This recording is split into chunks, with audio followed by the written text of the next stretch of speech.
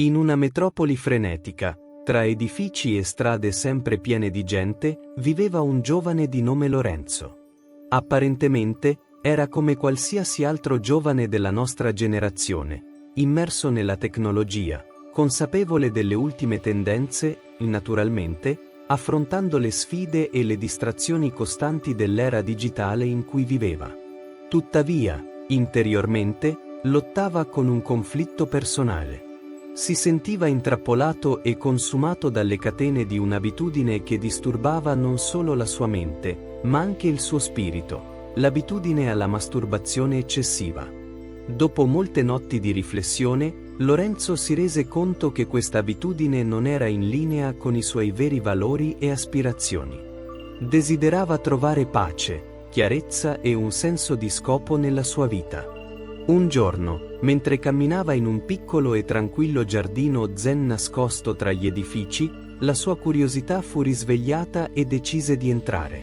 Mentre passeggiava per i sentieri tra le pietre e la vegetazione, osservò un anziano, il maestro Qin, seduto sotto un ciliegio in piena fioritura. La serenità del maestro contrastava con l'energia frenetica della città, e Lorenzo provò una grande curiosità nel cercare di capire cosa lo rendesse così tranquillo. Si avvicinò e, con sincerità, confidò: «Maestro, sto combattendo contro un'abitudine che consuma la mia energia e i miei pensieri. Vorrei abbandonarla, ma è molto difficile per me. Hai qualche consiglio?» Il maestro Qin, con uno sguardo comprensivo, sorrise e indicò lo spazio accanto a sé. «Giovane Lorenzo», disse con calma, «la chiave per superare qualsiasi abitudine sta nel profondo del tuo essere. Scopri la tua forza interiore per affrontare questa sfida». Lorenzo ascoltò attentamente mentre il maestro Qin condivideva una storia.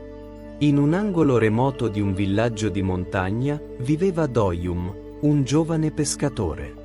Aveva l'abitudine di fumare la pipa durante le sue battute di pesca, credendo che ciò lo aiutasse a concentrarsi. Tuttavia, il fumo, invece di essere un alleato, tendeva a disconnetterlo dall'ambiente circostante, impedendogli di percepire le sottili increspature dell'acqua e i segnali dei pesci che nuotavano.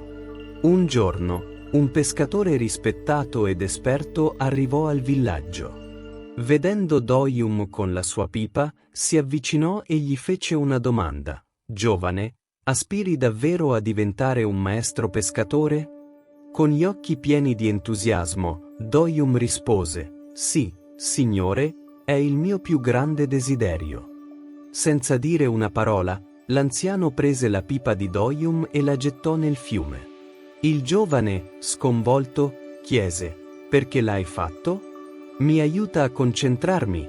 Il pescatore, con un sorriso sereno, rispose: «La vera abilità non deriva dagli strumenti esterni, ma dalla tua capacità di connetterti pienamente con l'ambiente. Smettendo di dipendere dalla pipa, scoprirai livelli di percezione e abilità che non sapevi di possedere». Influenzato dalle parole del saggio, Doyum abbandonò l'abitudine di fumare la pipa. Sebbene inizialmente si sentisse disorientato, concentrandosi sul qui e ora, iniziò a percepire chiaramente i movimenti del fiume e il comportamento dei pesci.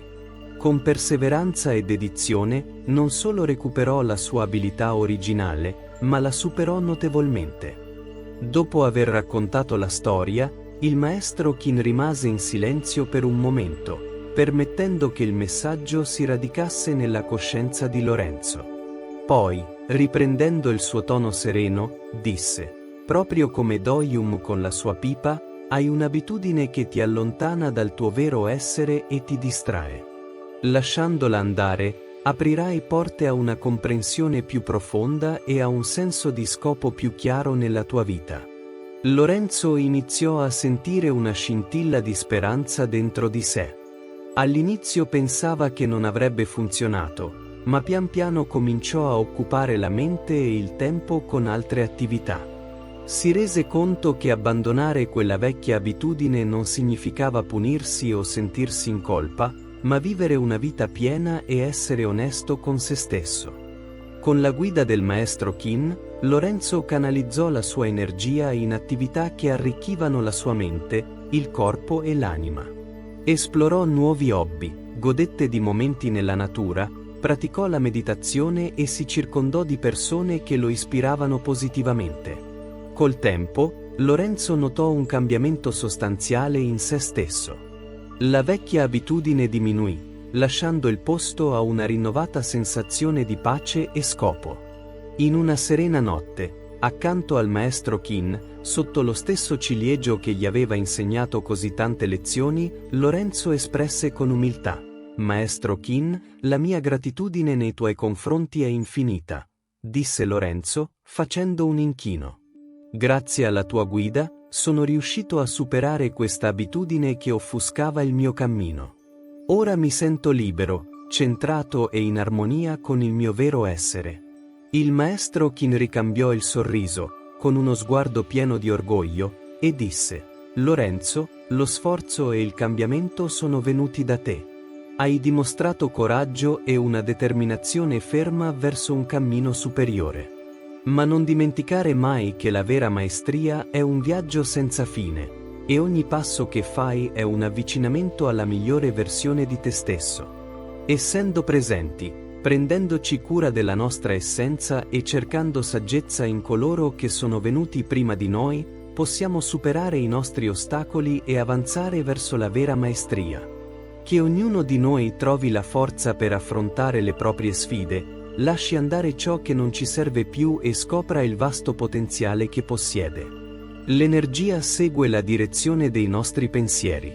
Nutrendo quei pensieri, aumentiamo il desiderio. Più forte è il desiderio, più decise sono le nostre azioni. D'altra parte, minimizzando quei pensieri, l'interesse diminuisce, così come le nostre azioni.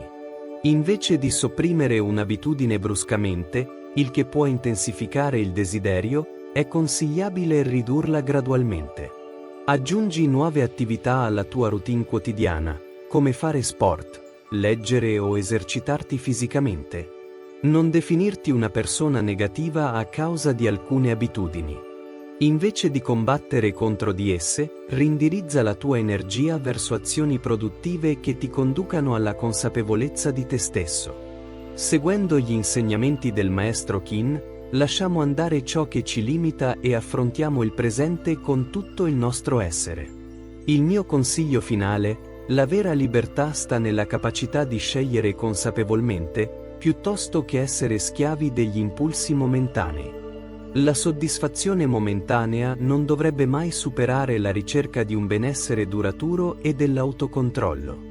Impara a governare la tua mente e il tuo corpo, piuttosto che essere governato da impulsi passeggeri. La vera forza risiede nel controllare i desideri e le passioni, piuttosto che essere controllato da essi. Ricorda che nella virtù risiede l'equilibrio e la moderazione in tutte le cose, anche nei piaceri più personali. Se sei arrivato fin qui, commenta: «La mia vita sta migliorando». Grazie per essere arrivato fino a qui, e ci vediamo nel prossimo video su come vivere con scopo.